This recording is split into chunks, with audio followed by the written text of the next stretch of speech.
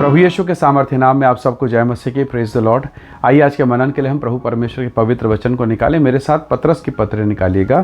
पहला पतरस उसका 1 अध्याय, उसका वचन 6 और उसका वचन 7। यहाँ इस प्रकार से लिखा है, इस कारण तुम मगन होते हो, यद्यपि अवश्य है कि अभी कुछ दिन के लिए नाना प्रकार की परीक्षाओं के कारण दुख में हो, और यह इसलिए है कि तुम्हारा परखा हुआ विश्वास, जो आग से ताए हुए नाशवान सोने से भी कहीं अधिक बहुमूल्य है, यीशु मसीह के प्रकट होने पर प्रशंसा और महिमा और आदर का कारण ठहरे। Praise the Lord, hallelujah.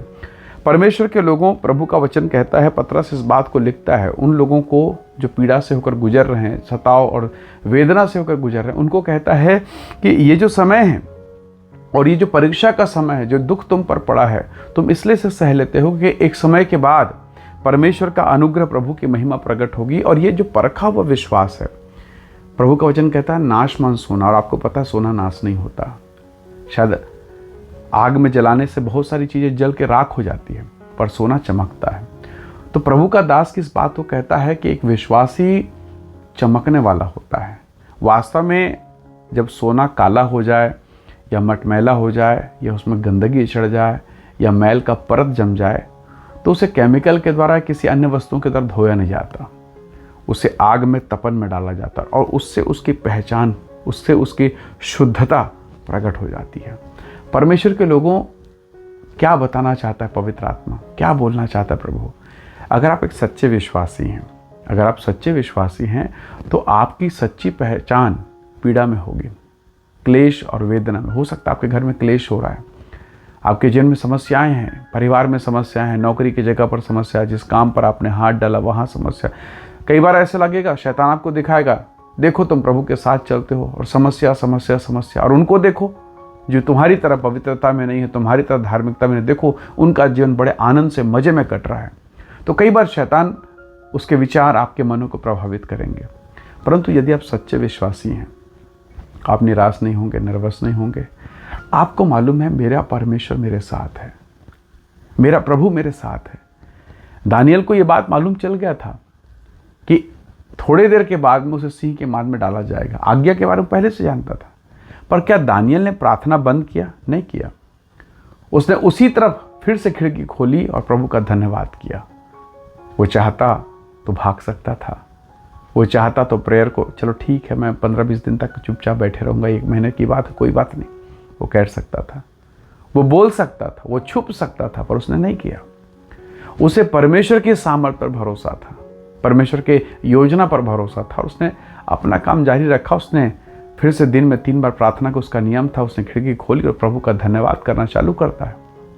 विरोधी लोग, शत्रु लोग आते हैं, राजा को शिकायत करते हैं, उसे पकड़ते हैं और फिर उसे सिंह के माद में डाल दिया जाता है।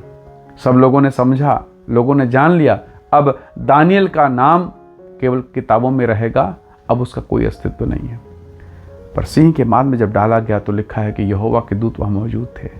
हालेलुया। बचाने वाले पहले से वहाँ मौजूद थे, बस ये वफादार था। और जब वहाँ से निकाला गया, आपको याद है ये पूरी घटना, आपने पढ़ा दानियल की पुस्तक में, जब दानियल वहाँ से निकाला गया तो जिस पोजीशन में डाला गया था उस पोजीशन में नहीं निकला।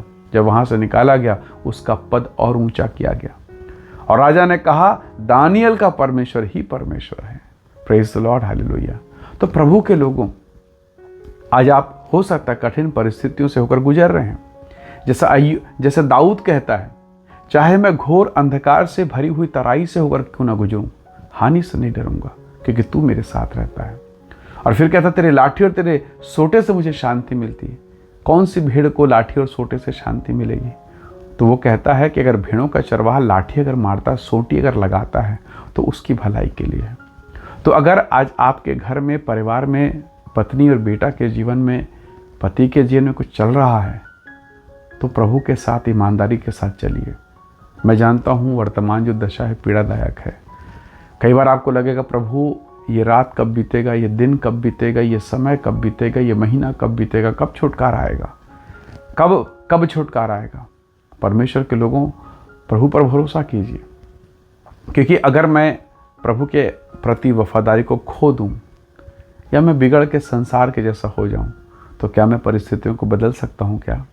तो बेहतर है मैं अपनी खराई पर टिका रहूंगा और मेरी खराई के कारण परमेश्वर अपनी भलाई को प्रकट करेगा। आप अगर खड़े हैं तो प्रभु सबको छोड़ के आपको आवाज़ देगा। परमेश्वर के मंदिर में एली भी तो था, प्रभु सो रहा था और आवाज़ नहीं सुन पाया। वो भी था, उसे तो अनुभव था, सीनियरिटी थी, बुजुर्ग था, उसे सब कुछ पता, प्रभु कैसे बात करता है, कैसे क्या करता है, सब पता है। एली को सब अनुभव है, पर क्या हुआ? वो छोटा बच्चा जिसे अनुभव भी नहीं था, पहचान भी नहीं था, उसको परमेश्वर ने नाम लेके पुकारा। आप और मैं प्रभु को पुकार रहे हैं, प्रभु उसे नाम लेकर पुकारता है, शम्बेल शम्बेल। और वो लड़का भाग के अपने गुरु के पास, एली के पास जाता है। तो प्रभु के लोग, अगर आप खराई में हैं, सेवा में लगे हैं, सताव और पीड़ा तो है, नियम और कानून तो बहुत हैं, बातें तो बहुत सारी चीज़ें हैं, पर अगर आप ईमानदारी के साथ बने हैं तो परमेश्वर आपको कैसे भूलेगा। और बाइबल, परमेश्वर का पवित्र शास्त्र, पवित्र वचन इस बात का गवाह है और गवाहियों से भरा पड़ा है कि जहाँ जहाँ तकलीफ़ें हुई है और जहाँ जहाँ आवश्यकता हुआ है, प्रभु स्वयं अपने उपस्थिति को प्रकट करता है, अपने लोगों को प्रकट करता है, माहौल को ऐसा बनाता है और उसके भक्तों की जय होती है। कदाचित रात को रोना पड़े, प्रभु का वचन कहता है कदाचित रात को रोना पड़े, पर सवेरे आनंद होगा। तो हो सकता है आज आप अपने जीवन के रात के समय में, अंधेरे के समय से होकर गुजर रहे हैं, सुबह जल्दी होगी।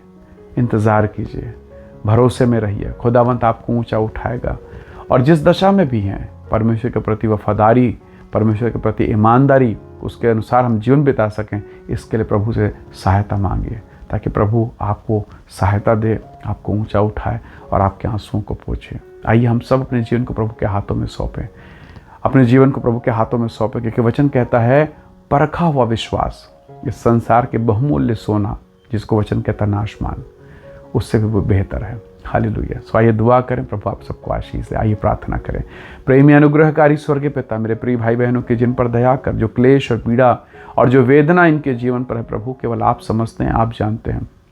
संसार हंसेगा, लोग हंसेंगे, रिश्तेदार हंसेंगे, पर तू एकमात्र जीवित परमेश्वर जो उठाता है, आंसू को पूछता है, मेरे गुनाहों के विषय में प्रश्न नहीं पूछता, पर यह कहता है कि तेरे पाप क्षमा हुए और फिर पाप ना करना। प्रभु जी हमें से प्रत्येक को बल और सामर्थ्य और शक्ति दे, उठा के खड़ा कर और तेरे पवित्र नाम की महिमा होने पाए। प्रभु धन्यवाद, आपने विनतियों को सुना है, यीशु के सामर्थ्य नाम से मांगते हैं, आमीन आमीन। प्रभु आप सबको बहुत ऐसे आशीष दे, परमेश्वर का अनुग्रह आपके साथ हो। Praise the Lord. जय मसीह की।